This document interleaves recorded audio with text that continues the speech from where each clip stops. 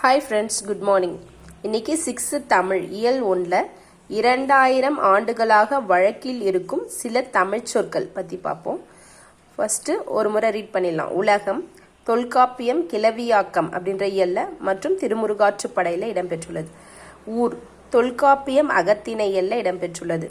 உயிர், தொல்காப்பியம் கிளவியாக்கம் மற்றும் திருக்குறள். அன்பு, தொல்காப்பியம் களவியல் மற்றும் திருக்குறள். மகிழ்ச்சி, தொல்காப்பியம் கற்பியல் மற்றும் திருக்குறள். புகழ், தொல்காப்பியம் வேற்றுமையியல். ஒழி, தொல்காப்பியம் கிளவியாக்கம்.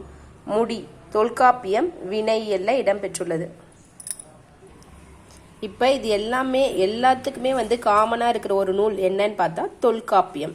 அதை எப்படி நம்ம ஷார்ட்டாக ஞாபகம் வச்சுக்கலான்னு பார்த்தா, உலகம் இருக்கு, இந்த உலகத்துல ஊர் இருக்கு, ஊருக்குள்ள உலகம்ல ஊர் இருக்கு, ஊருக்குள்ள உயிர்கள் எப்படி இருக்கணும்னா அன்பு, மகிழ்ச்சி, புகழ்ச்சியோட இருக்கணும். அப்படி இல்லாதவங்கள முடிச்சிருவேன்னு சொல்லிட்டு தொல்காப்பியர் சொல்றாரு. இப்படி ஒரு ஷார்ட்கட் ஞாபகம் வச்சுக்கோங்க. இப்ப காமனா தொல்காப்பியம் அப்படிங்கிறதுக்காக ஷார்ட்கட் நம்ம பார்த்தாச்சு.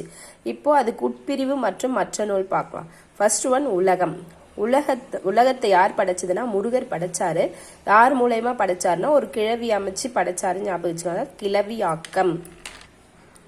அடுத்ததாக உலகத்துக்குள்ள ஊர் இருக்கு. ஸோ உள்ளன்றது எப்படி சொல்லலாம்? அகத்திணையியல்.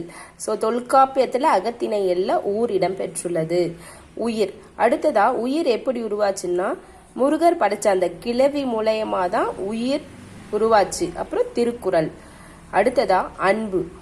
இந்த உயிர்கள் கிட்ட இருக்கிற அன்பை யாராலையும் களவாட முடியாது, அது அகத்தே இருக்கு. ஸோ களவியல், அன்பு களவியல் மற்றும் திருக்குறள். மகிழ்ச்சி. அந்த உயிர்கள் எப்போ மகிழ்ச்சியா இருக்குன்னா கற்போட நல்ல நெறியோட வாழும்போது, கற்போட இருக்கும்போது மகிழ்ச்சியா இருக்கும் அப்படின்ற சொல்றாங்க.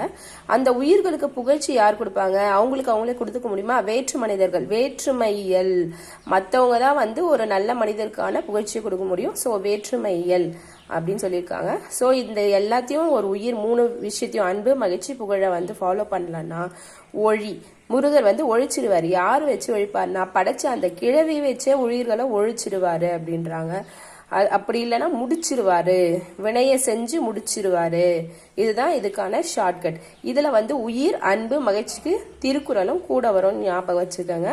இந்த ஷார்ட்கட் பிடிச்சிருந்தா மேலும் கமெண்ட் பண்ணுங்க, லைக் பண்ணுங்க, ஷேர் பண்ணுங்க. தேங்க்யூ.